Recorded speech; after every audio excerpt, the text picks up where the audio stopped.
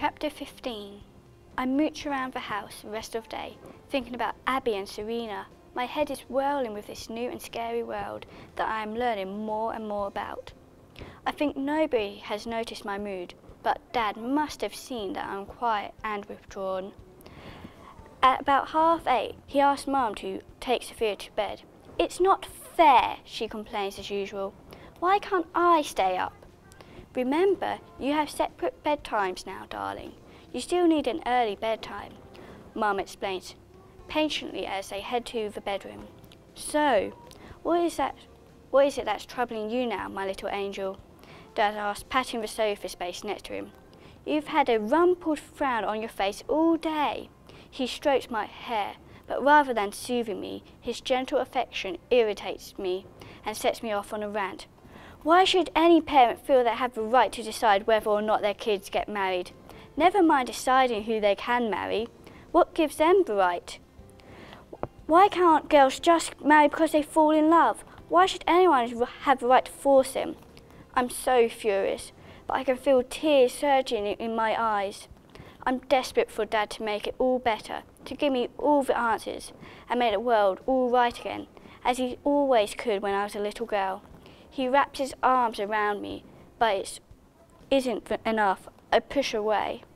"Serena is getting married, even though she doesn't want to," I say, calmer now.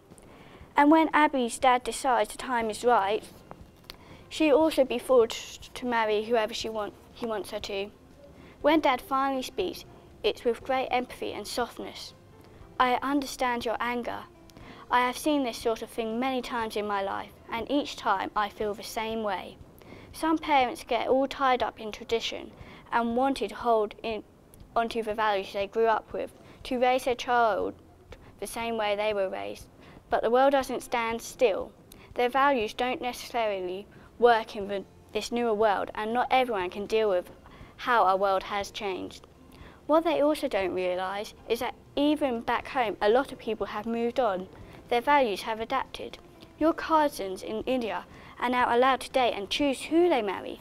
But why can't Abby's parents see what they're doing isn't right?" I interrupt. Nearly all parents want what's best for their children, even if sometimes they're wrong. Even your mum and I don't get everything right, though I hope you know we never force you into anything that you don't want to do. "Abby also told me that her big sister Anna was tricked into getting married," I confide. "What do you mean?" Dad asks, his eyebrows raised. He glances at Mum, and he comes back into the room and sits opposite him. "I was talking to Abby and she told me that their parents lied to Anna.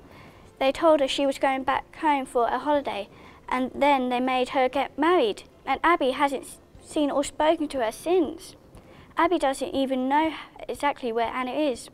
And then last week, Abby told me that she heard her dad shouting at her mother that she has to make Abby work harder in order to teach her how to cook and clean so that she doesn't bring shame on them, or else Abby will be beaten like her sister was. What's worse is that Serena must know all this. She knows what to expect, and yet she's still going through out there to get married. Poor Serena, and Abby too. This is horrible. We hear about these things, but to have it going on with people you really know is, well, shocking," Mum says, her voice gravely with concern. Dad shakes his head. "There's little anyone can do if Serena is prepared to go ahead with this. If she were being forced, it would be a different matter, but she's 16 and going there knowingly. No one can interfere to help," Dad says flatly. "Maybe the poor girl doesn't really understand what she is letting herself in for," Mum adds. "But Abby does, Mum, and she'll need our help. There's no way she would agree to any kind of marriage yet. If Abby finds herself in this situation, we need to step in and help," Dad says really reassuringly. "What will you do, Dad?" "Hopefully it won't come to that," Mum says. I can sense that she's trying to convince herself as much as she is me. "Maybe things will seem clearer in the morning," Dad suggests, giving me a hug goodnight. As I head to the door, I pause and turn back. "I love you, Mum. I love you, Dad," I say, with more meaning than I ever felt before. "Love you too, Angel. they say in perfect unison.